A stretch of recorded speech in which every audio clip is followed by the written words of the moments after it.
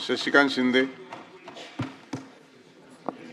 सभापती महोदय, आज महाराष्ट्राच्या विधान परिषदेमध्ये आमच्या काही सदस्यांना निरोपाचं 2 मिनिटं आसपास मी फार नाही बोलणार आहे. निरोप समारंभाच्या निमित्ताने आपण या ठिकाणी मी बोलण्यासाठी उभा आहे. सभापती महोदय, एका सामान्य कुटुंबातील एका तरुणाला आदरणीय शरदचंद्रजी पवार साहेब, स्वर्गवासी अजितदादा, छगनजी भुजबळ साहेब, विजयसिंह मोहिते पाटील साहेब या सर्व दिग्गज नेतृत्वाने संधी दिली. विधिमंडळाच्या राजकीय क्षेत्रामध्ये 1999 सालापासून ते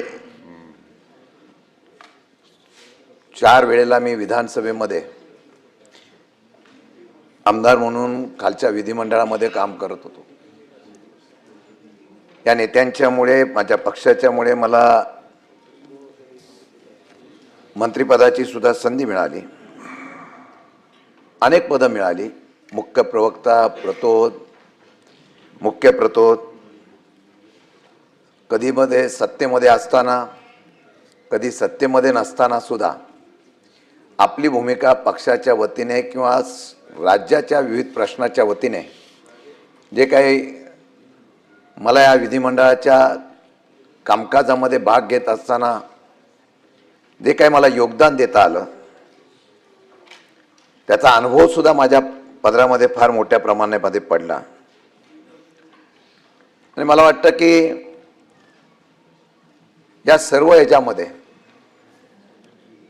काम करत असताना नेत्यांचा विश्वास हा फार मोठा असतो आणि जनतेचा विश्वास फार मोठा असतो. मला वाटतं मी ज्या पद्धतीने काम केलं ते निश्चितपणाने करत असताना मला या विधान परिषदेमध्ये विधानसभेचा पराभव झाल्यानंतर आदरणीय पवार साहेबांनी, अजितदादांनी विधान परिषदेचा सदस्य म्हणून मला या ठिकाणी संधी दिली. खालच्या सभागृहाचा अनुभव होता, मंत्रिपदाचा सुद्धा अनुभव होता. पण प्रवीणजी, वरिष्ठ पातळीवरचं असले हे सभागृह हे खरोखर ह्या सभागृहामध्ये चर्चा होते. या सभागृहामध्ये चर्चेच्या माध्यमातून एक वेगळ्या प्रकारची दिशा किंवा निर्णय घेण्याची क्षमता सुद्धा पाहायला मिळते. अनेक लोकांचा उल्लेख केला की या सभागृहामध्ये अनेक दिग्गज लोकांनी या ठिकाणी योगदान दिलं. माझं भाग्य आहे की मी या दोन्ही सभागृहाचं काम करत असताना 6 वर्षाच्या कालावधीमध्ये मला सर्वात जास्त कुठलं सभागृह आवडलं असेल तर ते विधान परिषद आवडलेलं आहे. तुमच्या कामाला टॅलेंट दाखवण्याच्या संदर्भातली हे व्यासपीठ मला मिळालं. कारण 288 असलेल्या सभागृहामध्ये तुम्हाला बोलायला किती संधी मिळते, त्यापेक्षा या सभागृहामध्ये तुम्हाला तुमचं कसब दाखवण्याचा आणि नेतृत्व गुण दाखवण्याची संधी मिळते, याचा उल्लेख मुद्दाम या ठिकाणी मी करू इच्छितो. सभापती महोदय, राजकारणामध्ये बरेच आपण बघितलंय की राजकारणामध्ये चढ उतार सुद्धा येतात आणि राजकारणामध्ये वेगवेगळ्या प्रकारचे अनुभव सुद्धा येतात. उपमुख्यमंत्र्यांनी सांगितलं, सातारा जिल्ह्यातल्या मातीतला मी आहे आणि शिंदेंनी सातारा जिल्ह्यातल्या शिंदेंचा कौतुक केलं, हे माझ्यासाठी चांगल्या प्रकारची या ठिकाणी निश्चितपणाने शुभेच्छा आहे. पण मी आपल्याला एवढंच सांगतो, या सातारा जिल्ह्यामध्ये अनेक दिग्गजांनी या सातारा जिल्ह्याचं नेतृत्व करत असताना त्या सातारा जिल्ह्यामध्ये आमच्यासारख्या कार्यकर्त्यांनी इतकं वर्ष नेतृत्व करणं व यश मिळवणं एवढं सोपं नव्हतं.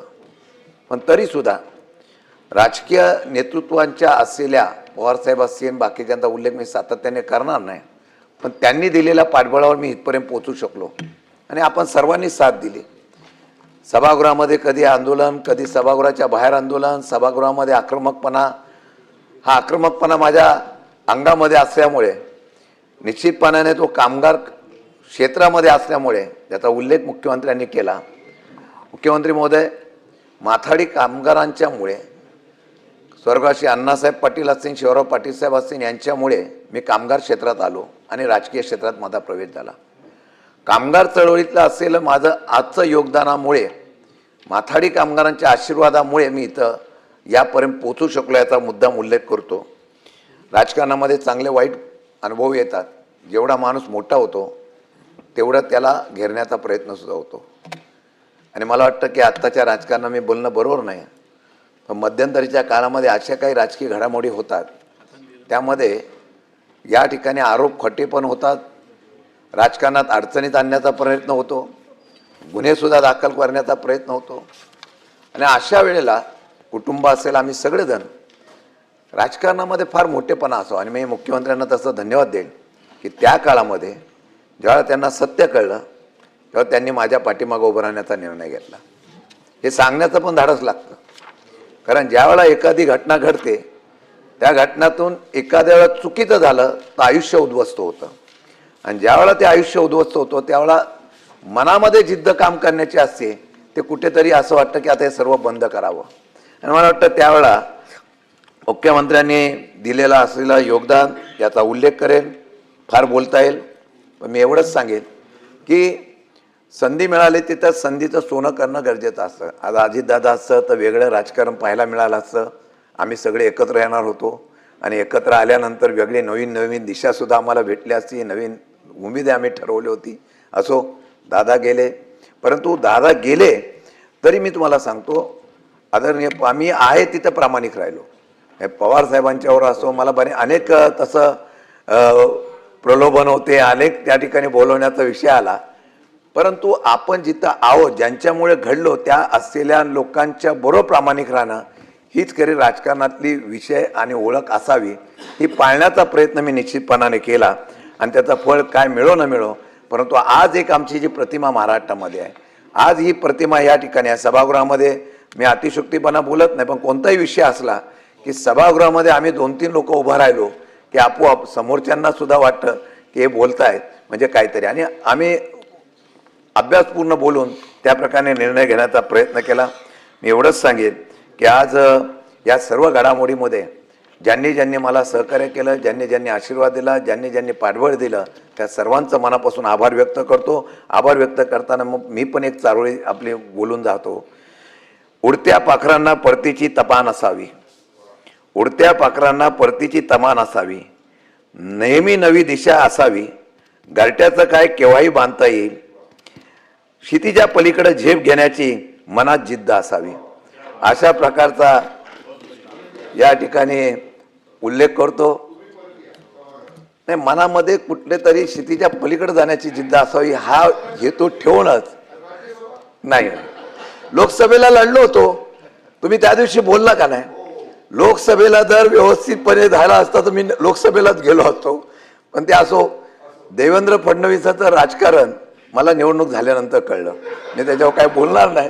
परंतु सभापती महोदय, मी एवढंच सांगेल की मी लढणार आहे. नेत्यांचा आदेश आला, तुला लढलं पाहिजे. आम्ही सगळे होतो, उद्धवजी ठाकरे साहेब, आम्ही सगळे एकत्र होतो. त्यांनी सांगितलं तुला लढलं पाहिजे, ते लढलो.